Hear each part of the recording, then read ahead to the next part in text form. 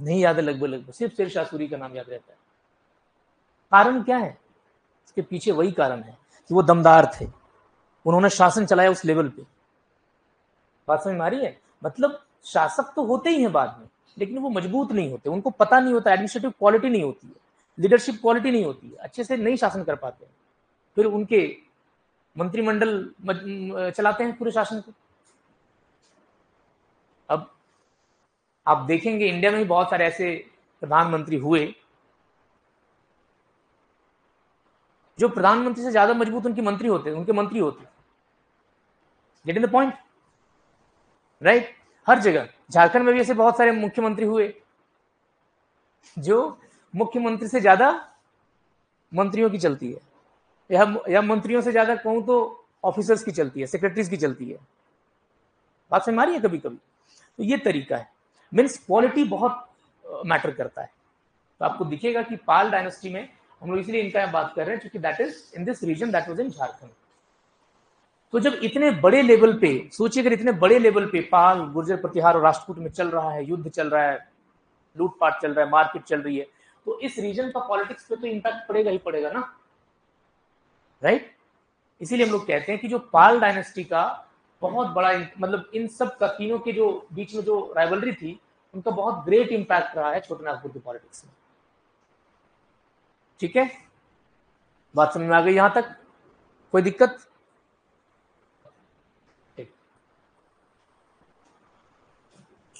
Next लिखा है, but weakening of the Pal dynasty saved different areas of Chotanagpur from falling in external hands. है ना? जब वो धीरे धीरे कमजोर होता गया तो छोटानागपुर के अलग अलग रीजन का मैंने क्या बताया कि वो सेफ रह गया, मतलब, है ना, वो गया नहीं, चुकी ठीक है, उसके बाद ज्यादा अटैक नहीं हुए, और फिर वो जैसे छोटानागपुर का नागवंशी शासन चल रहा था वैसे वो चलते रह गया। आप एक चीज और समझिए कि कभी भी मानते हैं किसी रीजन में कोई बहुत बड़े शासक का शासन चल रहा है, यू नो, उसके अंदर किसी छोटे शासक का शासन चल रहा है, ठीक है? अब रीजन ये है, एक तो ऐसा हो सकता है कि इनके प्रोटेक्शन में ये रहे, ये भी हो सकता है। दूसरा ये हो सकता है कि ये अगर ज्यादा मजबूत है, इनको अपने में मिलाना चाहेंगे। आप अगर इंडिया के बारे में देखेंगे, अगर याद होगा आप लोगों को, पता होगा 1947 में जब India got independence, at that time 563 princely states थे, मतलब ठीक है ज्यादा ही थे। अब सोचिए कि उसमें से एक Hyderabad, Junagadh, they wanted to merge with Pakistan. Try to understand, where is Hyderabad? यहाँ है। पाकिस्तान कहाँ है? यहाँ पे है, और यहाँ था। अब ये बोला था इधर जाएंगे, इज इट पॉसिबल? नो। तो मजबूत हमारे यहाँ थे सरदार पटेल जी, वो यूनिफाई करेंगे। Got the point? Second thing is that, आपको पता है एक और इंटरेस्टिंग कहानी यहाँ पे, कि जब पाकिस्तान बना ना, एक यहाँ पे और एक इधर, तो उन लोगों ने बोला कि हमको बीच में रास्ता दे दीजिए यहाँ से जोड़ने के लिए। सोचो कितनी बेवकूफी भरी बात है। हाँ, क्या बांग्लादेश के मैटर में तो 15 दिन में ही सब खत्म हो गया, वो तो दूसरा मैटर था। नहीं, कंडीशन देख, इसलिए कहता हूँ लीडरशिप क्वालिटी। आप पता है 1947 में पाकिस्तान आजाद हुआ है, आज तक एक भी प्रधानमंत्री ने 5 साल पूरा नहीं किया। सोचिए, आज तक एक भी प्राइम मिनिस्टर ने पाकिस्तान में 5 साल पूरा नहीं किया, और सबको आर्मी उठा के ले जाती है। अभी देखिए इमरान खान बेचारे ठीक लग रहे थे मुझे कि चलो कुछ काम करेंगे, वो थोड़े रिवोल्यूशनरी किस्म के थे कि हम सुधार देंगे पाकिस्तान को। आर्मी के सामने वहां किसी की नहीं चलती है, सुधारना चाह रहे हैं, खुद ही उनको जेल में डाल के रख दिया।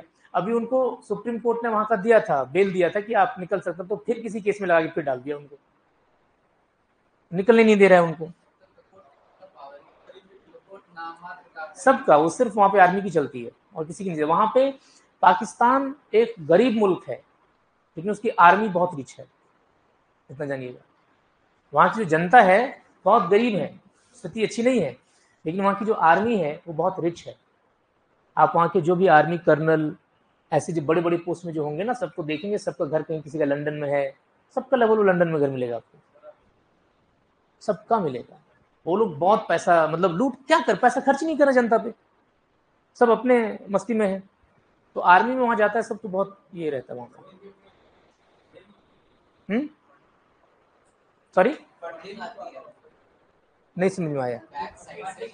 अच्छा फंडिंग, फंडिंग देखिए, फंडिंग अगर अगर कहीं गलत तरीके से आ रही है ना तो वो गलत काम में ही लगेगा, इतना जानिएगा कि अगर मान लीजिए कोई फंडिंग अगर हाँ सही दे रहा है, जैसे ग्रांट मिलता है, तो ग्रांट मिलता तो आर्मी जाने देगी, तब तो सब तो उसी के पास कंट्रोल में है। मान लिया अमेरिका ग्रांट देती थी पहले, वो चलता था, लेकिन पता क्या चला कि अमेरिका ने ग्रांट देना बंद कर दिया। अब वो लोन ले लेके इतना खराब स्थिति में आ गए हैं कि डूबने की कगार पे है। इंडिया का खासियत देखिए ये कि इसके अगल बगल सारी कंट्रीज का स्थिति खराब है। पाकिस्तान की हालत एकदम बदहाल है। श्रीलंका का हालत देखिए, अभी सब वहां घुस रहे थे, उनके प्रधानमंत्री के घर में वही हाल था, वहां पे स्विमिंग पूल में तैर रहे थे जाके, है ना। स्विमिंग पूल आप देखा होगा, अपने वीडियोस बहुत वायरल हुआ था कि वहां के प्राइम मिनिस्टर का घर में जाके उनके स्विमिंग पूल में सब तैर रहे हैं, वहां के आम जनता। बांग्लादेश में देखिए वो पूरा एकदम उनके लिए विटाओं के बैग लेके भाग रहा है सब, उनका बड़ा सा अटैची लेके वीआईपी लेके भाग रहा है। और जबकि शेख हसीना, नो डाउट, मुझे सबसे खराब इस बात पे लगा दैट शेख मुजीबुर रहमान जो थे वो राष्ट्रपिता है वहां के, मतलब उन्होंने बहुत काम किया है बांग्लादेश को बनाने में। आई डोंट नो कि उनका पूरा स्टैचू गिरा दिया, कितना गलत है सोचिए। Political instability is a different thing, but the thing is that you should respect like your forefathers जिन्होंने उस देश के लिए बहुत कुछ किया है। That is a different thing. India में भी बहुत कोई ऐसे हैं, मैं जो देखता हूँ कि कभी कभी बातें उड़ती हैं इधर उधर, महात्मा गांधी के बारे में बहुत कुछ उल्टा पुल्टा बोलते हैं। That is definitely very bad thing. If someone is saying, it means that they don't know him, simple सी बात है। तो द थिंग इज दैट ये होता है। आपको वहां क्या कंडीशन देखिए, हालांकि यहाँ मेजोरिटी है ज्यादा जो ये है, सोचिए। तो ये कंडीशन बांग्लादेश की है। आप चाइना का देखिए, कंडीशन तो बहुत बढ़िया है, लेकिन वहां किसी को कुछ नहीं पता चलता क्या हो रहा है नहीं हो रहा है। किसी को पता है कि चाइना में क्या होता है? कोई न्यूज नहीं आती है चाइना से बाहर, इतना कंट्रोल है वहां पे। सोचिए म्यांमार में देखिए मिलिट्री को, हर जगह की स्थिति वैसी है, बट भारत में स्मूथली चल रहा है सब कुछ। Getting the point? सो ये खासियत है। मैंने कल भी आपको चेहरा बताया था कि हर एक परसों ना, कि हर एक कंट्री का नाम लूंगा तो एक चेहरा आएगा, राइट? उस हिसाब से इंडिया का, जैसा इंडिया का जो चेहरा है, ऐसा चेहरा पूरी दुनिया में किसी कंट्री का नहीं दिखेगा आपको। बड़ा दिल वाला, सच्चा इंसान, सत्यमेव जयते वाला, है ना, इस तरह का इंसान, इस तरह का कंट्री पूरी दुनिया में कहीं नहीं दिखेगा। चलिए ठीक है। आप ग्रेट मोदी फैन हैं, मैं समझ में आ रहा है मुझे। नहीं है तो फिर उल्टा बोल रहे हैं आप। नहीं है क्यों, रहना चाहिए, प्रधानमंत्री हैं। इट्स ओके, ठीक है, चलिए चलते हैं। So the weakening of Pala dynasty saved different areas of Chota Nagpur from falling in external hands. कि दूसरे हाथों में, यानी दूसरे शासक के हाथों में जाने से बच गए छोटा नागपुर, पाल के कमजोर होने के चलते। यहां तक समझ में आ गई बात? कोई टेंशन नहीं है? चलिए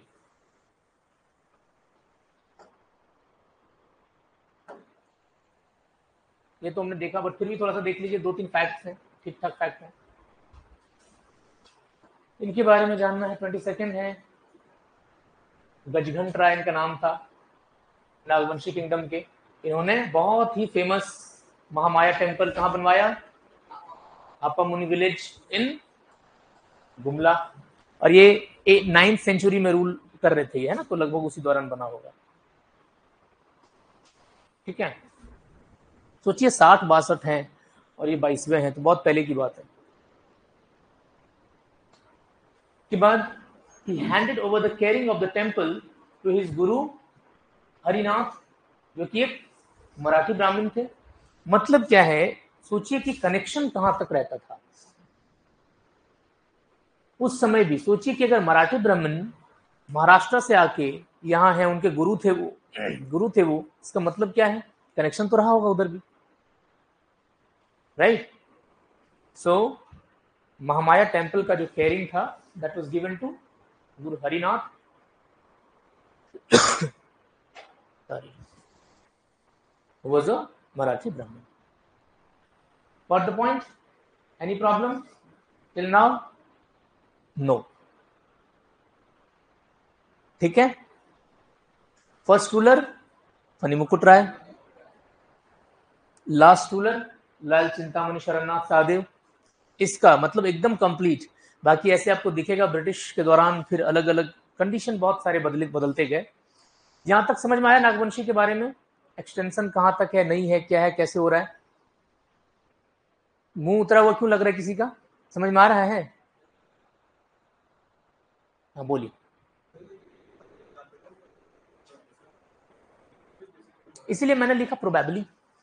आपने देखा होगा सेंटेंस से पहले लिखा था प्रोबेबली इट वाज, देखिए Sutiyambe Phanimukut try made the capital Sutiyambe, you know, but before that देखिए मैंने अभी जस्ट बोला कि इट एक्चुअली माइट हैपन कि ऐसा भी हो सकता है। एक अच्छा एग्जांपल देता हूं कि मान लीजिए एक रूलिंग स्टैब्लिश हुई, तो जो राजा बना होगा उनके फादर जो होंगे वो एकदम कंगाल तो नहीं होंगे। बात समझ में आ रही है? कुछ तो होगा ना उनका। तो बहुत बार ऐसा होता है, बहुत बार ऐसा आप देखेंगे, जैसे आप जब गुप्त पीरियड पढ़ेंगे, गुप्ता पीरियड पढ़ेंगे, तो आपको वहां दिखेगा श्रीगुप्त के बारे में दिखेगा। फिर बहुत कोई मानता है कि नहीं श्रीगुप्त ने स्टैब्लिश नहीं किया था। क्यों? उसका कारण वही कि वो उस एक्सटेंशन में नहीं शुरू हुआ था वहां पे। बहुत कोई मानते कि था कि हाँ वही शुरू किए होंगे। तो इनिशियली जो चिंगारी निकलती है ना वो हो सकता है, तो इसलिए कहते हैं कि मे बी खुखरा उनका प्रोबेबली कैपिटल पहला था, लेकिन जब हनीमकुट राय पहले रूलर बन गए, शासक बने जो बड़े एक्सटेंसिव लेवल पे, तब उन्होंने कैपिटल कहां बनाई? सुतियांबे बनाई। Got the point? Very good. ऐसे ध्यान से थोड़ा पढ़िए, इसका मतलब समझ में आ रहा है कि ध्यान दे रहे हैं? गुड। सुतियांबे इसलिए बहुत जगह लिखा रहता है, बट प्रोबेबली खुखरा को माना जाता है। बाद में फिर खुखरा बना था, हमने देखा भी। चलिए यहां तक समझ में आ गई? अब कोई दिक्कत? और कोई दिक्कत? यस। हाँ हाँ ये ठीक है, सही लिखा हूं मैं। वो रूलर नहीं है ये, एक्चुअली मैंने बताया ना कि जब भारत आजाद हो गया ना उसके बाद तक वो चलते आती है ना। हम एक सिंपल सी बात सोचिए, आप अपने घर में रहते हैं, आपने कभी देखा है कि जब दादाजी के फादर का डेथ होता है तो दादाजी को पगड़ी पहनाई जाती है घर में? देखा है कि नहीं चलो अब विरासत इनके ऊपर ट्रांसफर हो रही है, फिर दादाजी का डेथ होता है तो पापा को पहनाई जाती है। पास में आ रही है? उसी हिसाब से जब रूलर्स का आप लिस्ट देखेंगे ना, तो ऐसा होता है कि जब रूलर्स धीरे धीरे धीरे, तो लास्ट में आजादी के बाद भी चलता था ना थोड़ा सा। आप ज्योतिरादित्य सिंधिया को जानते हैं? सिंधिया को पता है, अब मिनिस्टर है वो। आप देखिए ज्योतिरादित्य सिंधिया सिंधिया फैमिली से आते हैं। जो सिंधिया फैमिली मराठाओं का बहुत बड़ा एक स्टेट था, सिंधिया ऑफ ग्वालियर। इसका मतलब क्या है? जो माधव राव सिंधिया थे, इनके फादर के बारे में आप देखेंगे तो आपको क्या दिखता है? वो भी राजा थे। लेकिन अभी यहां डेमोक्रेसी है तो वो चल नहीं रहा है, लेकिन फैमिली तो है ना। बात में मारी है? फैमिली तो है ना। उसी हिसाब से कहीं भी आप हैदराबाद में जाइए आपको दिखेगा, हैदराबाद में जो निजाम थे उनके फैमिली के आपको वंशज दिखेंगे। उनकी फैमिली में तो अपनी चली रही होती है ना। बात में आ रही है? शासन उनका नहीं चलता है, देश में डेमोक्रेसी है, हमारे यहाँ लोकतंत्र है, तो सरकार की शासन चलती है। बट ऐसे जो प्रथाएं हैं वो लगी रहती हैं। हालांकि आप सबको मैं एक और बात बता दूं, इंदिरा गांधी जब बनी थी प्रधानमंत्री, तब तब तक यानी कि 1971 if I am not wrong 71 तक, हालांकि वो प्राइम मिनिस्टर रही थी 66 से लेकर 77 तक पहली बार में, 11 साल। उसके बाद फिर 80 से 84 तक रही थी। तो जो 66 से 77 तक थी, उस दौरान ऐसा एक कहानी है कि 71 में उन्होंने क्या किया था तब तक, 71 या 73, शायद 71 if I am not wrong, एक बार चेक कर लीजिएगा, 71 में शायद प्रिवी पर्स होता था तब तक। प्रिवी पर्स के बारे में आप लोगों ने सुना है? Privy purse,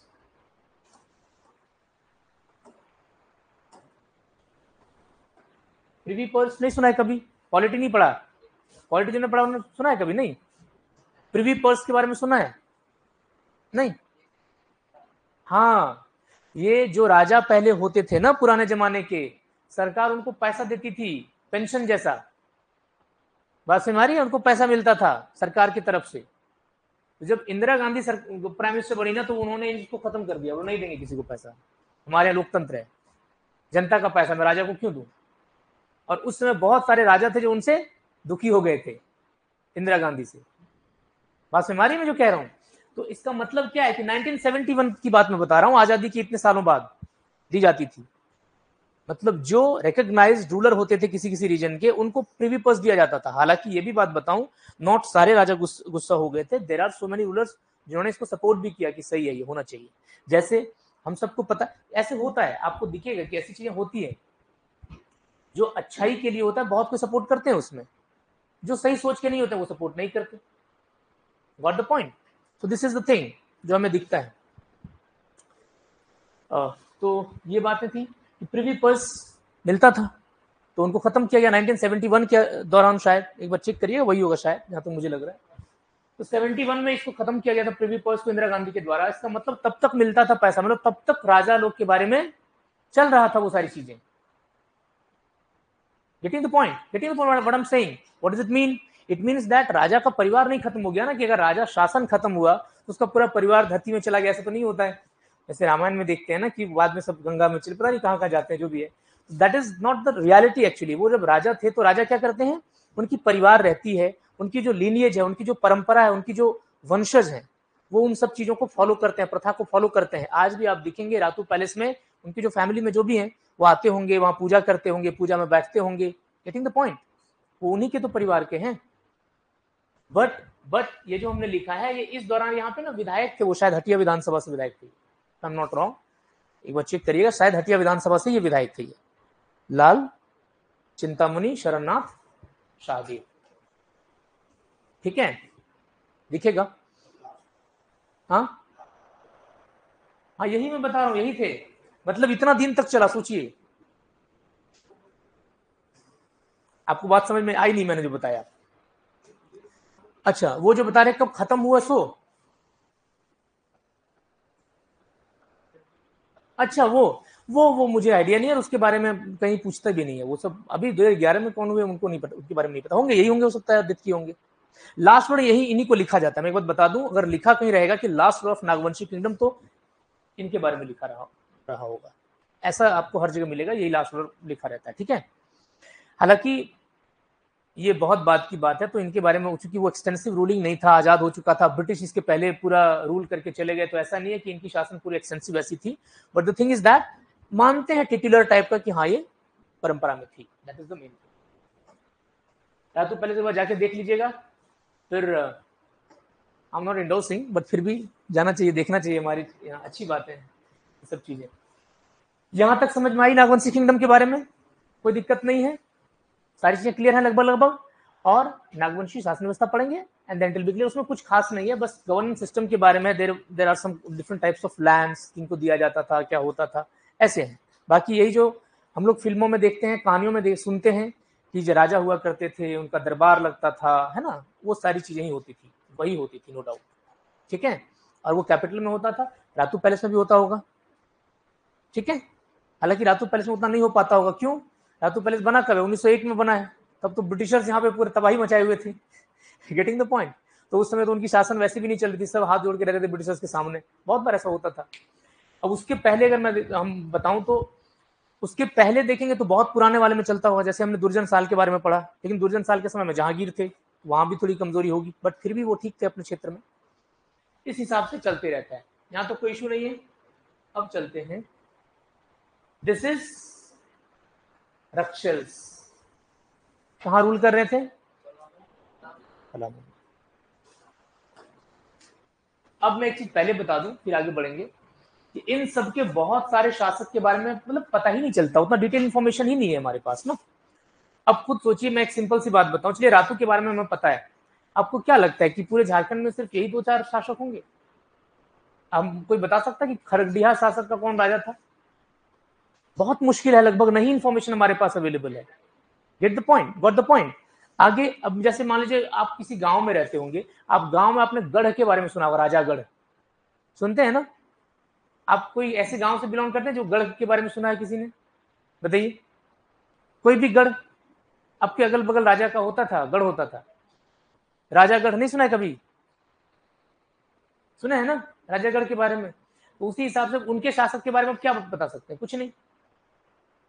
getting the point? So there were so many rulers actually, जिनके बारे में इंफॉर्मेशन भी नहीं है और बहुत ज्यादा आइडिया नहीं है आप, और मैंने बताया अगर है भी तो वो बहुत ज्यादा कंफ्यूजन है, सही नहीं लगेगा आपको, गलत लगेगा कि नहीं ऐसा तो नहीं था उस समय, ये हो रहा था तो ये कैसे आ गया, राइट? कंफ्यूजन है, बाकी ठीक है।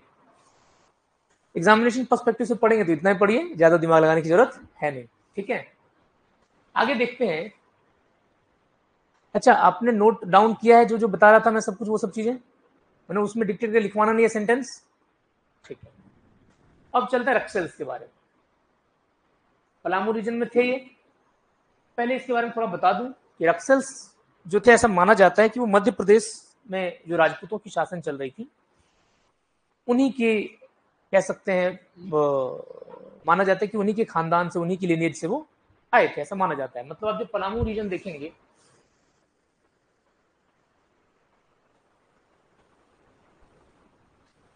किसमें शासन था? ये पूरा मध्य प्रदेश और छत्तीसगढ़ का रीजन है, यहाँ पे छत्तीसगढ़ है, यहाँ पे मध्य प्रदेश है। तो ऐसा माना जाता है कि ये कैमूर जो पहाड़ी, यहाँ पे कैमूर पहाड़ी है, पता है? फिजिकल मैप क्लियर है थोड़ा बहुत? नहीं, यहाँ पे कैमूर पहाड़ी है। कैमूर एक जिला भी है बिहार में, ठीक है, कैमूर जिला, भभुआ जिसका हेडक्वार्टर है। कैमूर का भभुआ है ना?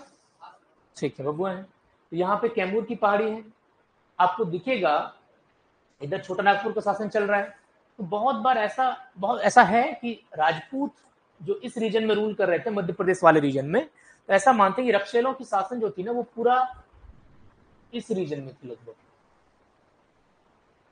क्योंकि आप जब रक्सेल्स का पहला कैपिटल देखेंगे, लिखा है कि मैंने नहीं लिखा है, ठीक है, पहला कैपिटल जब आप रक्सेल्स का देखेंगे तो ये दिखता है बिहिया, जो बिहार में है।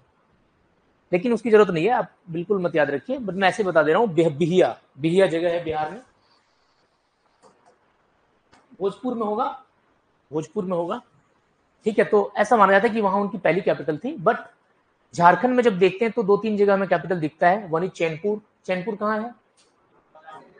नहीं, चैनपुर तो बहुत सारे हैं, बट जो हम लोग चैनपुर पढ़े पलामू में है वो, राइट। और एक पलामू फोर्ट जो हम लोग बार बार पढ़ते हैं, पलामू फोर्ट, पलामू का किला, उनके बारे में हम लोग जानते हैं कि वहां था चैनपुर। फिर हम लोग चेरोज में देखेंगे, चेरोज बनाएंगे अपने कैपिटल। अब रीजन क्या है कि इस रीजन में थे, तो धीरे धीरे ये क्या है, इधर मूव करने लगे। इधर रीजन में दूसरे राजपूतों का रूल होने लगा, तो इधर कम होते गए होंगे। बात समझ आ रही है? तो ऐसे देखते धीरे धीरे आपको दिखेगा। आपने ये भी कल परसों पढ़ा था कि नागवंशियों ने भी रक्सेल्स को अटैक किया था, हराया था भीमकर्ण के दौरान, वही था ना? देखिए यहाँ पे, देखिए, they fought with Raksels in which Nagvanshi defeated Raksels. Note down किया था, है ना? यानी कि इस दौरान, यानी कि हम देखते हैं कि भीमकर्ण के दौरान क्या हुआ था, लगभग रक्सेल्स पे नागवंशियों ने अटैक भी किया था, और जिसमें रक्सेल्स को हराया भी था। तो हराया था तो मतलब मैंने कल बताया था, तो मतलब ये नहीं है कि पूरा राजशाही ही खत्म कर देगा या मार ही देगा। Actually the thing is that कभी कभी होता है कि उनके क्षेत्र पे कब्जा कर लेते हैं, है ना, कुछ बड़े से क्षेत्र पे कब्जा कर लिया। जैसे आज अगर यूक्रेन पे हमला किया है रशिया ने, इसका मतलब ये नहीं है ना कि पूरा यूक्रेन पे कब्जा कर लिया, है ना, कुछ पार्ट है जहां पे, ठीक है। इसी तरह से अब यहां हम लोग आते हैं तो हमें क्या दिखता है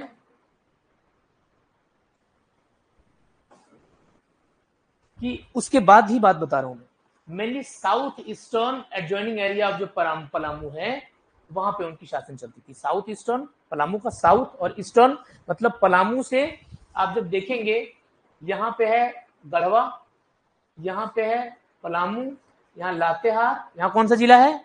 चतरा, राइट। जो साउथ ईस्टर्न रीजन है, इस रीजन में हम लोग कह सकते हैं कि उनका शासन ठीक ठाक चल रहा था। और कब तक चला? जब तक कि चेरो नहीं आए। और चेरो ने उनके ऊपर अटैक कब किया था? हमने ये कल बताया, डिस्कस किया थोड़ा सा। ऑप्शन वो नहीं है ऐसा कुछ, बताइए, दिमाग लगाइए थोड़ा सा, दिमाग लगाइए, कोई बात नहीं, टाइम है। 15 से बात तो होगा ही होगा, लेकिन कुछ और प्रिसाइज जाइए, ठीक है, सही जा रहे हैं आप। ये 16th सेंचुरी में, यानी कि 15th सेंचुरी की बात होगा कि पहले होगा, बताइए।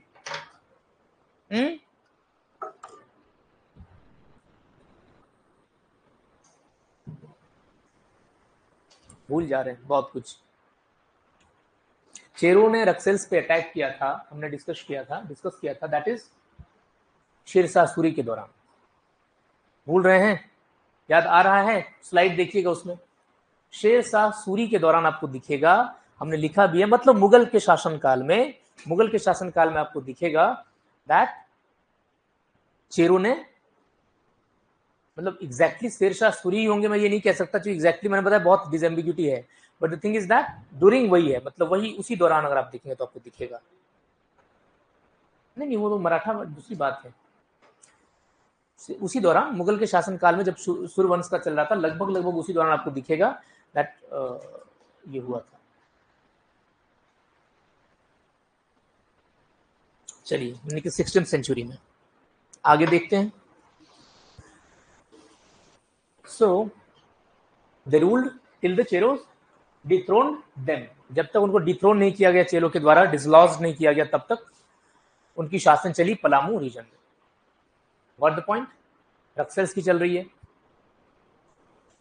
This time probably Kharwar, Gond, Kisan, Korwa, Paraiya were the main tribes in Palamu. कौन कौन? खरवार है, गोंड, किसान, कोरवा, ये सब लगभग उस दौरान वहां पे मेन ट्राइबल्स थे। मेजॉरिटी में कौन थे? इसीलिए आपको ये भी दिखेगा। कौन वाला point? Pratap Dhawal was the most important Kharwar ruler who ruled in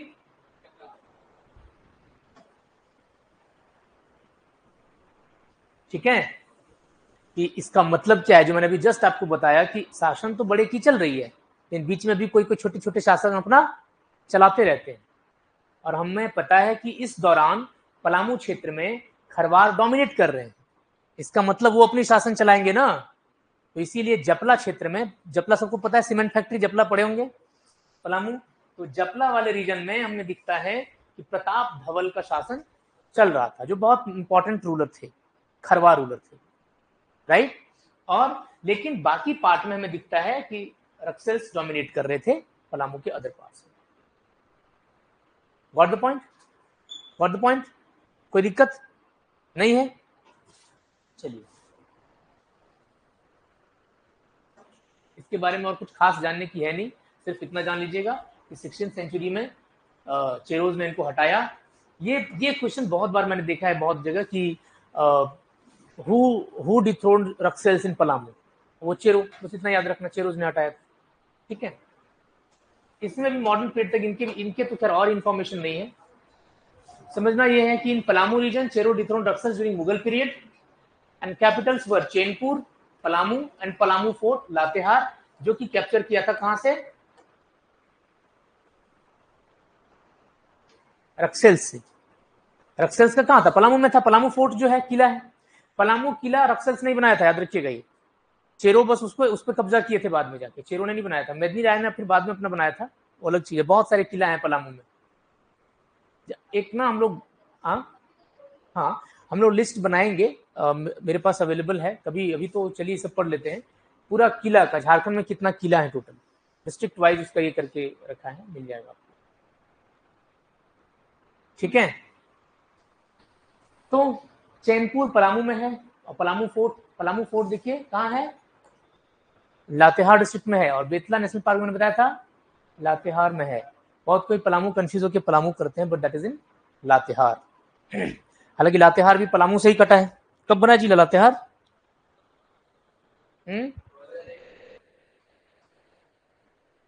okay. Jharkhand अलग होने के बाद कितने जिले बने? कौन कौन बने हैं? जामताड़ा और हाँ,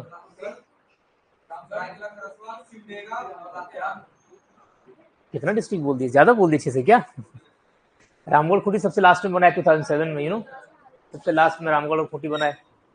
और उसके पहले 2001 में बना था। बिल्कुल सही बोला आपने, सबने सबको याद है। I am very happy. चलिए, सबसे बड़ा एडमिनिस्ट्रेटिव डिवीजन कौन है झारखंड का? कितने एडमिनिस्ट्रेटिव डिवीजन हैं? कौन बताएंगे? आप बताएंगे, बताइए। झारखंड में कितने एडमिनिस्ट्रेटिव डिवीजन है? No idea. तो फिर क्यों नहीं बोल रहे कुछ कि हमें नहीं पता?